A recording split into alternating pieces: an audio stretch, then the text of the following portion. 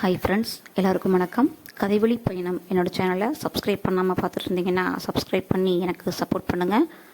நினைவெல்லாம் நீயே அடுத்த பாகம் பார்த்துடலாமா? பாகம் 10. மௌனத்தின் சித்திரவதை. காருக்குள் ஆதிரை தன் மடியில் கை வைத்து அமர்ந்திருந்த அந்த அழகான கணங்கள் இன்னும் பரீட்சித்தின் கண்களை விட்டு அகலவில்லை. ஆனால் அந்த மகிழ்ச்சி வெறும் சில நிமிடங்களோடு முடிந்து போகும் என்று அவன் கனவிலும் நினைக்கவில்லை. ஆதிரை யாரிடமும் ஒரு வார்த்தை கூட சொல்லாமல் விடியற்காலையிலேயே தன் குடும்பத்தோடு பொள்ளாச்சிக்கு கிளம்பிச் சென்று இன்றுடன் 3 நாட்கள் ஆகிவிட்டன. இந்த 3 நாட்களும் பரீட்சித்திற்கு 3 யுகங்களாக கழிந்தன. அவளிடமிருந்து ஒரு மெசேஜ் இல்லை, ஒரு மிஸ்டு கால் கூட இல்லை. அவன் எத்தனை முறை போன் செய்தாலும் நீங்கள் தொடர்பு கொள்ளும் வாடிக்கையாளர் சுவிட்ச் ஆஃப் செய்யப்பட்டுள்ளார் என்ற அந்த ஒற்றை இயந்திரக் குரல் மட்டும்தான் அவனுக்கு பதிலாக கிடைத்தது. தன் அறைக்குள் பித்து பிடித்தவன் போல் அங்கும் இங்கும் உலாவிக் கொண்டிருந்தான் பரீட்சித். அவளை காண முடியாமல், அவளது குரலை கேட்க முடியாமல் நெஞ்சு தவித்துப் போனது. ஆதிரையை காணாமல் முதல் நாளன்றே பதற்றத்தை தாங்க முடியாமல் அவளது தோழி சுமதிக்கு போன் செய்து விசாரித்தான் பரீட்சித். அப்போது சுமதி சொன்ன வார்த்தைகள்தான் இப்போது அவன் காதுகளில் ரீங்காரமிட்டுக் கொண்டிருந்தன. பரீட்சித், அன்னைக்கு நைட்டு எக்ஸாம் முடிஞ்சு ஆதிரை எத்தனை மணிக்கு வீட்டுக்கு வந்தா? ஏதாவது பிரச்சனையா என்று சுமதி தான் பதற்றமாக கேட்டாள். சுமதி, என்னாச்சு? எனக்கும் தெரியல. அம்மா ஏதோ போன்ல கோவமா பேசுற மாதிரி இருக்குன்னு தான் காலையில வரும்போது என்கிட்ட சொன்னா. ஆனா நான் காலையிலிருந்து கால் பண்றேன், அவ போன் ஸ்விட்ச் ஆஃப்னு வருது.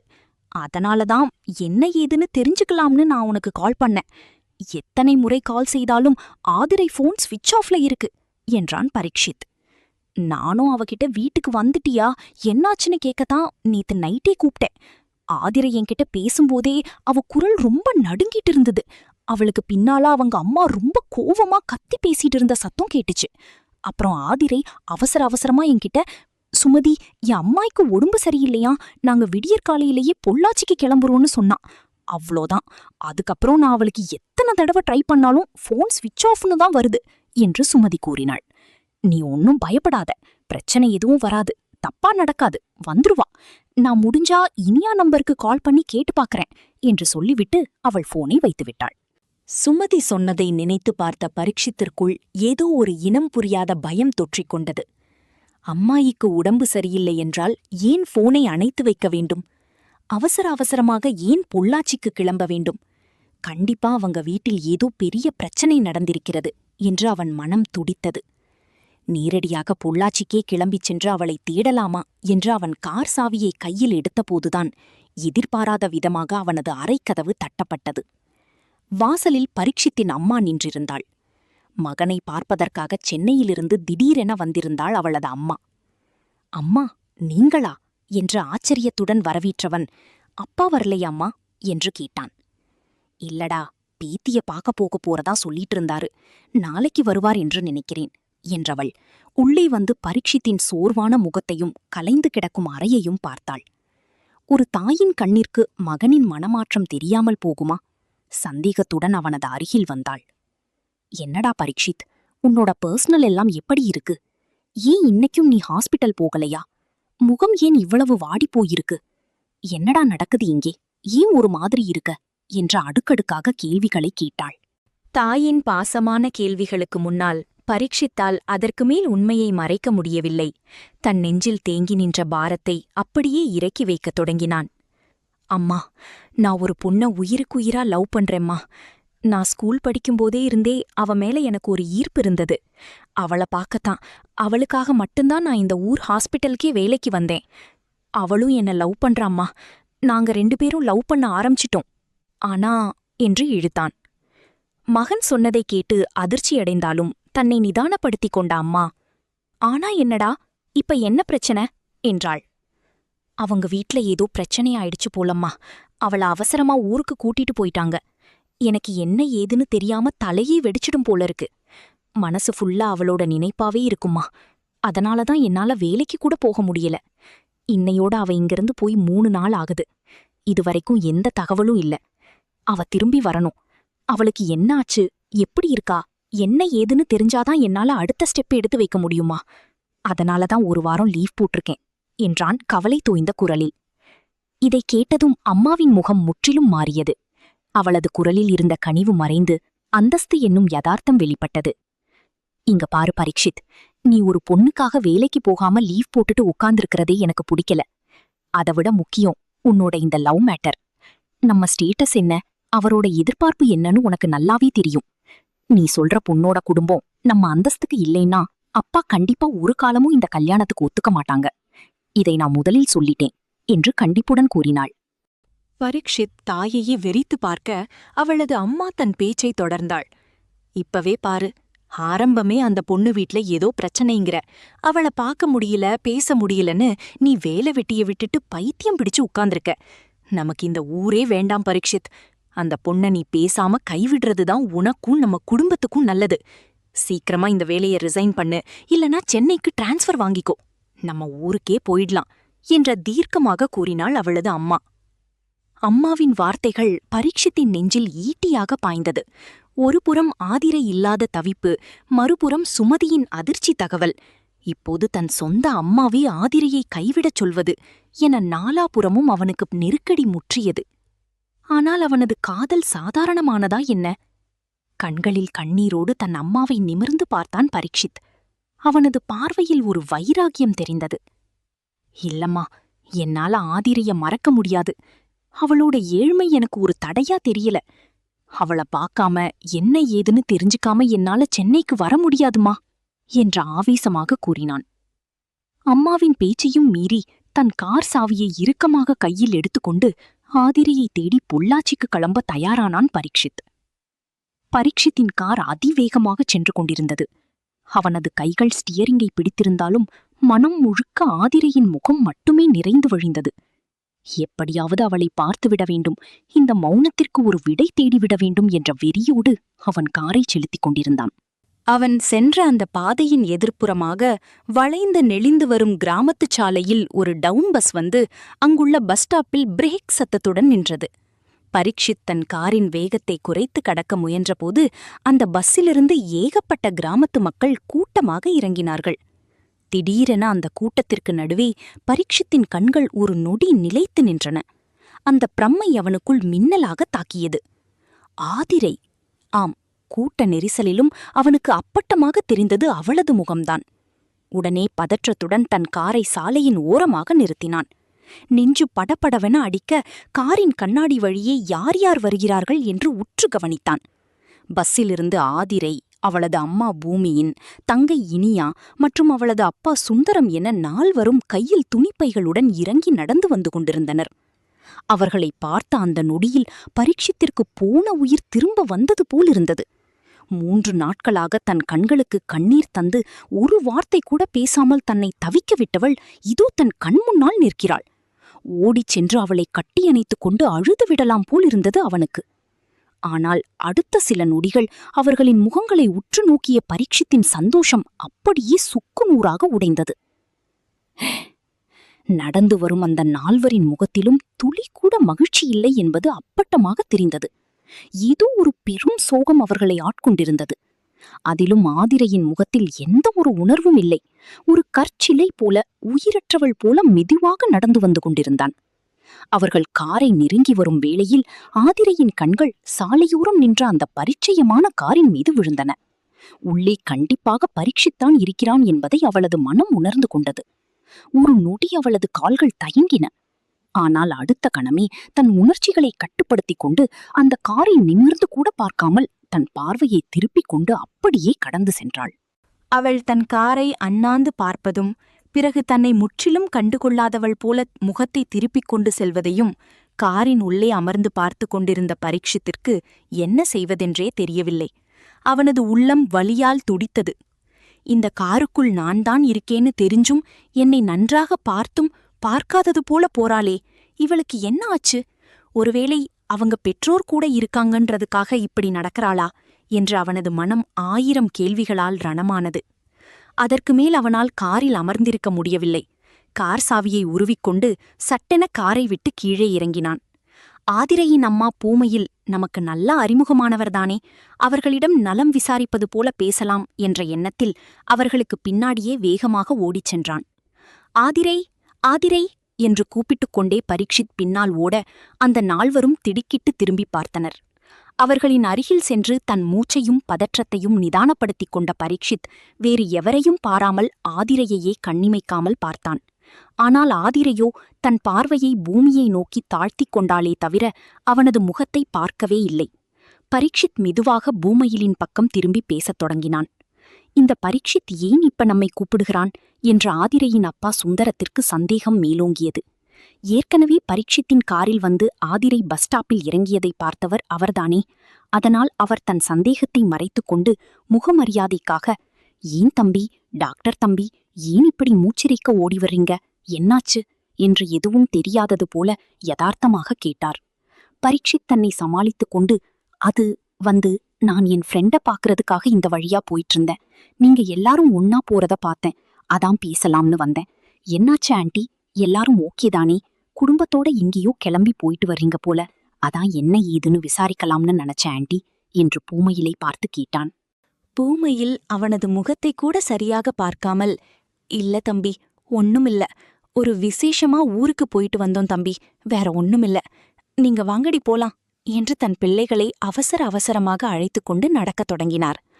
அவர்கள் தன்னிடம் சரியாக பேசவில்லை என்பதும் தன்னை தவிர்க்கிறார்கள் என்பதும் பரீட்சித்திற்கு நன்றாகவே புரிந்துவிட்டது. அதிலும் ஆதிரை தன்னை நிமிர்ந்து கூட பார்க்காமல் இருப்பது அவனது இதயத்தை ஏதோ செய்தது. அவர்கள் விடைபெற்றுச் செல்ல முயன்றபோது பரீட்சித் மீண்டும் தடுத்து, ஆதிரை, உங்களுக்கு உடம்பு ஓகேதானே? உடம்பெல்லாம் பரவாயில்லதானே? நல்லா இருக்கீங்களா என்று கேட்டான். கண்ணீர் குளமாகிய கண்களுடன் அவனை இருட்டு பார்த்தவர் சட்டென குனிந்து கொண்டாள். அவ்வளவுதான். பூமயிலுக்கு கோபம் தலைக்கேறியது. அவளுக்கென்ன தம்பி, அவ உசிரோட நல்லாதான் இருக்கா என்று பயங்கர கோபத்துடன் முகத்தில் அடித்தாற்போல் கூறிவிட்டு விறுவிறுவென்று அங்கிருந்து நடக்கத் தொடங்கினார். ஆதிரையின் அப்பா சுந்தரத்திற்கு ஏற்கனவே இந்த டாக்டரின் மீது சந்தேகம் இருந்ததால் அவர் எதுவும் பேசாமல் பூமயிலின் பின்னாடியே மௌனமாக சென்றார். பரீட்சித் அப்படியே நடுரோட்டில் உறைந்து போய் நின்றான். ஆதிரை ஒருமுறை கூட திரும்பி பார்க்காமல் தன் குடும்பத்தோடு நடந்து சென்று மறைந்தாள். அவளது அந்த மௌனமும் அவளது குடும்பத்தாரின் இந்த விசித்திரமான கோபமும் பரீட்சித்தின் மனதில் ஏதோ ஒரு பெரிய புயல் வீசப் போவதற்கு காத்துக் கொண்டிருக்கிறது என்பதை உணர்த்தியது. பொள்ளாச்சிக்கு ஆவேசமாக கிளம்பிய மகன் சில நிமிட நேரங்களிலேயே உடைந்து போய் வீடு திரும்பியதைக் கண்டு பரீட்சித்தின் அம்மா பதறிப்போனாள். அவனது முகம் மரத்து போயிருந்தது. கண்களில் ஜீவனே இல்லை. என்னடா பரீட்சித், என்னாச்சுப்பா? அந்த பொண்ண பாத்தியா? ஏன் முகம் இப்படி இருண்டு போயிருக்கு என்று அவள் அடுக்கடுக்காக விசாரிக்க முயன்றாள். ஆனால் பரீட்சித் அவளுக்கு பதில் சொல்லும் நிலையில் இல்லை. தன் தாயின் முகத்தை கூட ஏறிட்டுப் பார்க்காமல், அம்மா, கொஞ்ச நேரம் என்ன தனியா விடுங்க, ப்ளீஸ், யாரும் என் அறைக்குள்ள வராதீங்க என்று வெற்றுக்குரலில் கூறிவிட்டு கதவை உள்பக்கமாக தாழிட்டுக் கொண்டான். தன் அறைக்குள் நிலவொளி கூட எட்டிப் பார்க்காத ஒரு இருண்ட மூலையில் அமர்ந்து தன் 2 கைகளாலும் தலையைத் தாங்கியபடி மௌனமாக புலம்பினான். இரவு டூட்டி முடிந்து வீடு திரும்பிய லக்ஷித்திடம் தன் நெஞ்சின் பாரத்தையெல்லாம் கொட்டி ஒரு குழந்தையைப் போல் கதறினான் பரீட்சித். மகனின் இந்த நிலைமையைக் கண்டு அவனது அம்மாவுக்குள் ஒரு பக்கம் வருத்தம் இருந்தாலும் இன்னொரு பக்கம் பயம் தொற்றிக் கொண்டது. அவள் சற்றும் தாமதிக்காமல் தன் கைபேசியை எடுத்து சென்னையில் இருக்கும் தன் கணவருக்கு, பரீட்சித்தின் அப்பாவிற்கு இங்கு நடக்கும் அனைத்து விவரங்களையும் அவனது காதல் தவிப்பையும் அப்படியே தெரியப்படுத்தினாள். அந்தஸ்து என்னும் இரும்பு கரம் பரீட்சித்தைச் சுற்றி மெல்ல வளையத் தொடங்கியது. இங்கு நிலைமை இப்படி இருக்க அங்கே ஆதிரையின் வீட்டிலும் பேரமைதி நிலவிக் கொண்டிருந்தது. ஆதிரை தன்னை தனிமைப்படுத்திக் கொண்டு அந்த சிறிய ஓட்டு வீட்டின் ஜன்னல் முன்பாக அமர்ந்து இருளை வெறித்துக் கொண்டிருந்தாள். வீட்டின் மற்றவர்கள் தங்கள் கடமைகளை ஒரு இயந்திரம் போல செய்து கொண்டிருந்தனர். சமையலறையில் பூமையில் அடுத்த நாளுக்கான வீட்டு வேலைகளை பலத்த யோசனையுடன் செய்து கொண்டிருக்க, வாசலில் சுந்தரம் ஆடு மாடுகளுக்கு தழை போடுவதிலும் அவற்றை கவனிப்பதிலும் தன் கவனத்தை சிதறவிட முயன்றார். தங்கை இனியா ஏதோ ஒரு புத்தகத்தை கையில் வைத்து படித்துக் கொண்டிருந்தாளே தவிர அவளது கவனம் அதில் இல்லை. அப்போதுதான் ஆதிரையின் தோழி சுமதி அந்த வீட்டிற்குள் சலசலப்பை ஏற்படுத்திக் கொண்டு வேகமாக நுழைந்தாள். என்னம்மா, எல்லாரும் ஊருக்கு போயிட்டு வந்துட்டீங்களா என்று யதார்த்தமாக கேட்டுக்கொண்டே ஆதிரையை சந்திக்க அவளது அறைக்கு ஓடினாள். அங்கே மௌனமே உருவாய் அமர்ந்திருந்த ஆதிரையின் அருகில் சென்று பதற்றத்துடன் அமர்ந்தாள். ஏண்டி ஆதிரே, ஊர்ல இருந்து வந்துட்டியா? ஏன் முகமெல்லாம் இப்படி வாடி போயிருக்கு? ஏண்டி ஒரு மாதிரி இருக்க என்று சுமதி கேட்ட ஒவ்வொரு வார்த்தையும் சமையலறையில் இருந்த பூமையிலின் காதுகளில் அப்பட்டமாக விழுந்தது. இவளுக்கு எல்லா விஷயமும் தெரிந்திருக்குமோ என்ற ஒரு ஐயம் பூமையிலுப்பு தோன்றினாலும் அதை அவள் வெளியில் காட்டிக்கொள்ளவில்லை. அப்போது சுமதி மெதுவாக சமையலறைக்கு வந்து, அம்மா, நானும் ஆதிரையும் கொஞ்ச நேரம் அப்படியே தோட்டத்து பக்கம் நடந்துட்டு வரோம். அவ ரொம்ப ஒரு மாதிரி அமைதியா இருக்கா. நான் கூட இருந்தா கொஞ்சம் வாய்விட்டு பேசுவா. இல்லம்மா, நீங்களாவது சொல்லுங்களேன், அங்க என்னதான் ஆச்சு? ஏன் எல்லாரும் இப்படி இருக்கீங்க என்று கேட்டாள். பூமையில் தன் முகத்தை மாற்றிக்கொண்டு, அதெல்லாம் ஒன்னும் இல்லடி சுமதி, எல்லாம் நல்ல விஷயந்தான். சரி, நீ வீணா அவளை தோட்டத்துக்கு கூட்டிட்டு போ. நீயாவது தேசி அவ மனச மாத்து. போயிட்டு வாங்க என்று அனுப்பி வைத்தாள். சுமதியும் ஆதிரையும் மெதுவாக வீட்டிற்கு வெளியே வந்தனர். இரண்டு பக்கமும் அடர்ந்த மரங்கள் நிறைந்த அந்த சிறிய கிராமத்துச் சாலையில் நிலவின் வெளிச்சம் மட்டும் வழிகாட்ட இருவரும் மௌனமாக நடந்து சென்றனர். அந்த மௌனத்தை தாங்க முடியாமல் சுமதி, என்னடி ஆச்சு?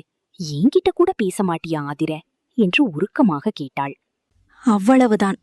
அதுவரை நெஞ்சிற்குள் பூட்டி வைத்திருந்த ஒட்டுமொத்த துக்கமும் ஆதிரைக்குள் அணை உடைந்தது.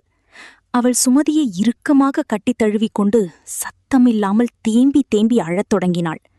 அவளது அழுகை அந்த இரவு நேரத்து அமைதியை கிழித்தது. ஏன் ஆதிரே, என்னாச்சடி? ஏன் இப்படி அழுகிற என்று சுமதி பதற, ஆதிரை தன் பிசுபிசுத்த கண்ணீரை துடைத்துக்கொண்டு எதுவும் பேசாமல் தன் பாட்டுக்கு முன்னோக்கி நடக்கத் தொடங்கினாள். என்னாச்சுன்னு சொன்னாதானேடி தெரியும். திடீர்னு அழுகிற, இப்படி பேசாம இருக்க. அங்கே என்னன்னா, பரீட்சித் சார் திரும்ப திரும்ப எனக்கு கால் பண்ணி உனக்கு என்னாச்சு, எங்க போயிட்டன்னு தொடர்ந்து 3 நாளா பைத்தியம் பிடிச்ச மாதிரி கேட்டுக்கிட்டு இருக்காருடி. என்னடி உங்க 2 பேருக்குள்ள ஏதும் சண்டையா? என்ன விஷயம்னு சொல்லுடி என்று சுமதி அவளது கையை பிடித்து கெஞ்சினாள். ஆதிரை சட்டென்று தன் கால்களை நிறுத்தினாள். கண்ணீரை துடைத்துக்கொண்டு ஒரு நிமிடம் தன் முகத்தை இரும்பு போல விரைப்பாக மாற்றிக்கொண்டு சுமதியை முறைத்து பார்த்தாள். அவளது குரலில் இப்போது காதலின் கனிவு இல்லை, மாறாக ஒரு தீர்க்கமான முடிவு இருந்தது. சுமதி, இன்னொரு வாட்டி பரீட்சித்து உனக்கு கால் பண்ணா அவர்கிட்ட தெளிவா சொல்லிடு. இனிமேல் இதெல்லாம் ஒத்து வராது, என்ன மறந்துட சொல்லு. நானும் அவரை மறந்துட்டேன்னு சொல்லிடு. இது நமக்குள்ள செட் ஆகாதுன்னு தீர்க்கமா சொல்லிடுடி என்றாள். என்னடி சொல்ற? என்ன பிரச்சனைன்னு சொல்லாம இப்படி பேசுனா எப்படி என்று சுமதி அதிர்ச்சியில் கத்த, ஆதிரை மௌனமாக தன் வலது கையை தூக்கி சுமதியிடம் காட்டினாள். அவளது வலது கையின் மோதிர விரலில் நிலவொளியில் புதிதாக ஒரு தங்க மோதிரம் பளபளத்துக் கொண்டிருந்தது.